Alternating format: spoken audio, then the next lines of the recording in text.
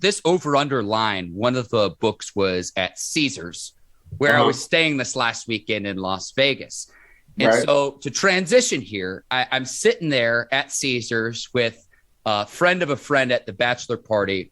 And this particular friend, he was the first guy to get in on this trip this weekend. And we're sitting there, and the news comes across the screen on ESPN that Bobby Wagner had signed with the Rams.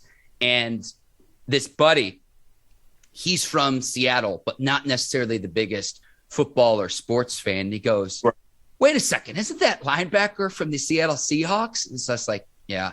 He goes, that guy's a damn good player. And it's like, yeah, eight-time all-pro linebacker. And the Rams, they're just going to reload. I think that this position almost fills the star power now that Von Miller's going to the Buffalo Bills. But you pair anyone with Aaron Donald, Jalen Ramsey on the back end, Bobby Wagner earning that 5-year contract, $50 million. It can be worth up to $65 million, but they're reloading the defense, going to try to repeat as Super Bowl champions. And remember, they don't really have first-round draft picks for the next several years as a result of the Matt Stafford trade. And it won't matter because now that they're just reloading the defense with star talent, a defense I would not want to go against. Go ahead.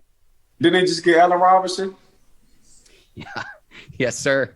So they I mean, you talking about running an organization. They're running an unorthodox organization and winning Super Bowls. Coach GM Les Snead is doing something unheard of, and people are scratching their heads, but he's like, I'd rather have star power and guys who are ready now than to get guys ready during the draft in this first round. So I'd rather give up some of these first-round draft picks for guys who are already proven in the league, and I can build from the second down. That's exactly what – so the second round for him is the first round because all he's doing is building. He's like, dang, if I get a first-round draft pick, it's damn near the same thing as a second round. It just depends on how many guys in what position or what side I need. So I see exactly what Les Snead doing. He's doing something – he's going in a way people usually don't go, but he's winning. So it's just unorthodox as hell, Mark, what the hell Les Snead is doing over there. But obviously it's working. I think it helps a lot being in LA. You're in media market number 2. It's a destination other players want to come.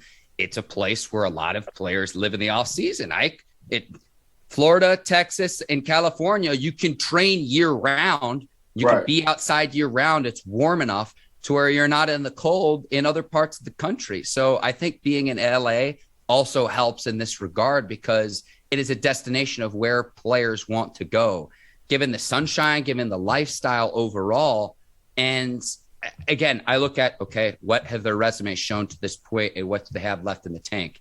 In the last 5 years, Aaron Donald, 5 All-Pro selections. Wagner, 4 All-Pro selections. Ramsey, 3.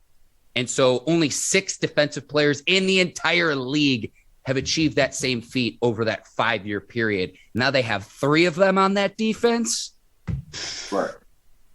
Yeah, big shout out to Bobby Wagner. He definitely deserves it.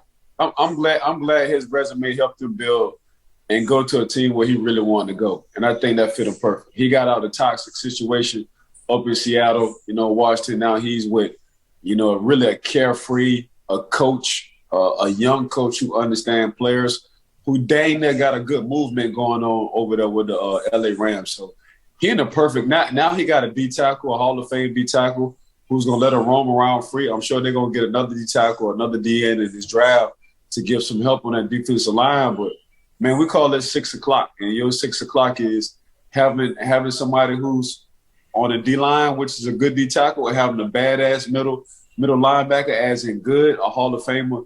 Then you go on the secondary side, and you got Jalen Ramsey. So, honestly, to be honest, it's hard to have 3 Hall of Famers on one side of the ball. And if you think about it, whenever they retire, that's exactly where they're going to be. Jalen Ramsey, Bobby Wagner, and Aaron Donald, 3 Hall of Fame guys on one team at the same time, exactly in their prime.